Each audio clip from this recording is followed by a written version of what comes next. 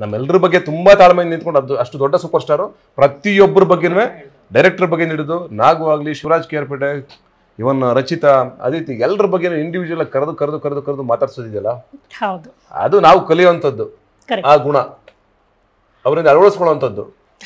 ಅವ್ರೊಂದು ಮಾತು ಹೇಳ್ತಾರೆ ಏನಂದ್ರೆ, ಈಗ ನೋಡಿ ಒಂದು ಜನರೇಷನ್ ದಾಟ್ತಾ ಇರ್ತೀವಿ, ನಮ್ಗೂ ಆಸೆ ಇರೋದೇನು ಗೊತ್ತಾ, ಅವ್ರ ತರ ಬೆಳಿಬೇಕು ಅಂತ. ನೆಕ್ಸ್ಟ್ ಸ್ಟೆಪ್ ಎಲ್ರಿಗೂ ಆಸೆ ಇರುತ್ತೆ, ನಮಗೂ ಈ ಲೆವೆಲ್ ಬೆಳಿಬೇಕು ಅಂತ ಒಂದು ಆಸೆ ಇರುತ್ತೆ.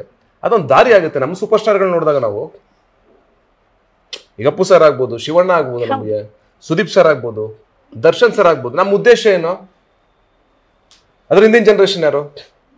ಅಣ್ಣವರು, ವಿಷ್ಣು ಸಾರು, ಅಂಬರೀಷ್ ಅಣ್ಣ, ಶಂಕರ್ ನಾಗು, ಅನಂತ್ ನಾಗ್ ಅವರು.